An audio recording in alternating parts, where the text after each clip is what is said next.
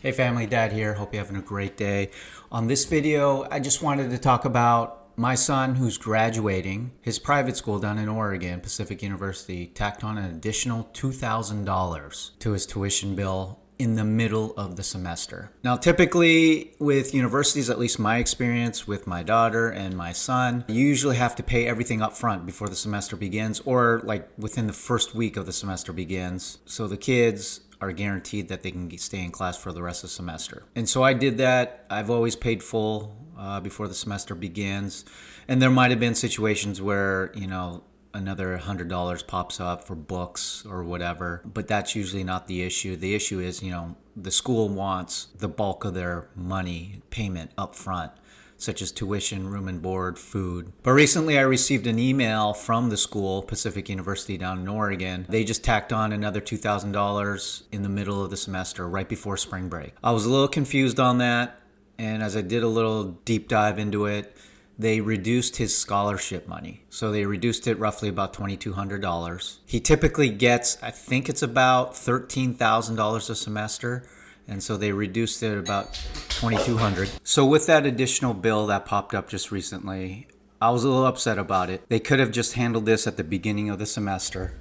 And so this additional $2,200 is definitely a surprise. And I wouldn't even made this video if they just tacked on the additional $2,200 at the beginning of the semester, but it really ticks me off, and I think for a lot of parents as well, it would upset them. College is expensive, and so adding another $2,200 to the bill really is frustrating. Now, like I've said, this private school down in Oregon, it's expensive. I'm paying roughly about $45, $50K a year. Is it worth the ROI? Probably not. My son really wanted to go there, and we made some agreements that he would graduate in 3 years, which he did. This last semester has just been chaotic as far as billing. And as I look back at this university, it's not worth it. My son wanted to play football, which he got the opportunity for, but overall, it's just not worth the money to go to a private school for what you get. You get a decent education, but you can get a decent education for a lot cheaper. My son food plan, the meal plan at the school, and the meal plan is not great at all. It's average at best.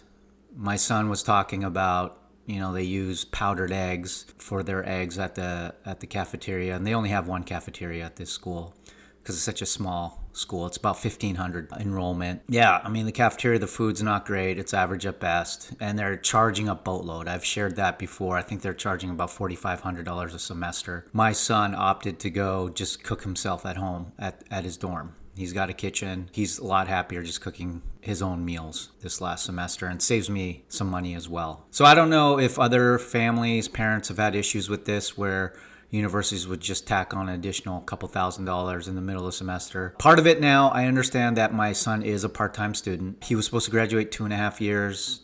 Didn't happen, so he had to take an additional semester, and with that, he's not a full-time student, he's a part-time student. But the school knew about this at the beginning of the semester, and they could have just taken care of it at the beginning of the semester. That's my issue, is just, families, parents, or they're not allowed to pay so late into the semester. Why is it okay for universities to tack on an additional couple $1,000s in the middle of the semester? It's just mind-blowing to me. But anyhow, I just wanted to rant on that. And a few thoughts when it comes to college, as it is springtime, and a lot of kids, high school seniors, are getting their letters of acceptance or rejections at universities.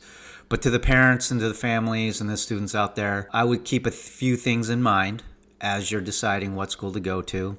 My thoughts are, as I've had 2 kids go through college, I would try to avoid private schools.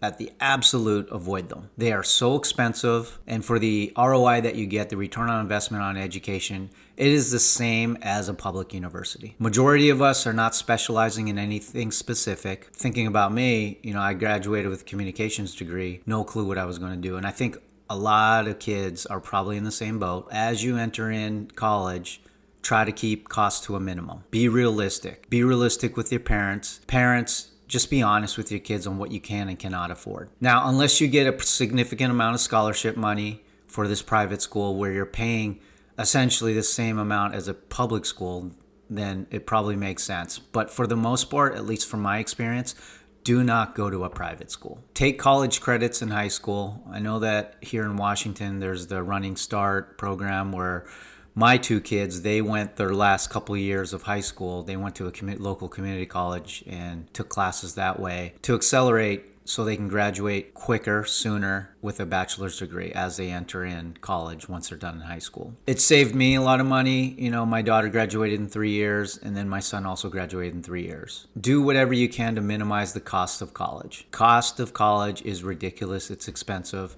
But I still do believe it's a good return on investment at the end of the day. But you got to keep the cost to a minimum. As I said, majority of us are not specializing in anything special. Most of us still have no clue what we're going to do when we graduate college. So keep it cheap.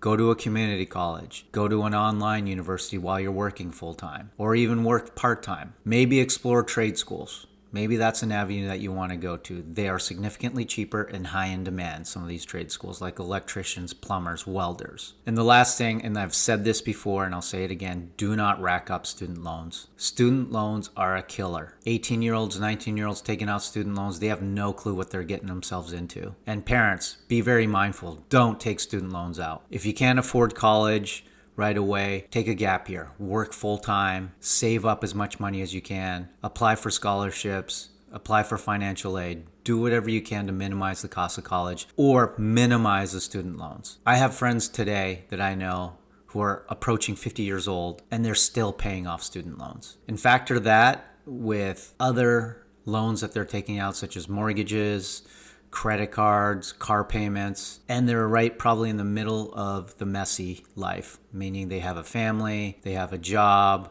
they have all these other priorities and responsibilities that they need to attend to, and tack on student loans that they're still paying from like 30 years ago. So tell me your thoughts. What are your thoughts if you have kids about college? And if you're a kid, what are your views on college as far as costs? Comment, like, subscribe. I would definitely appreciate it. So that's all I got. I'll see you all at the next video.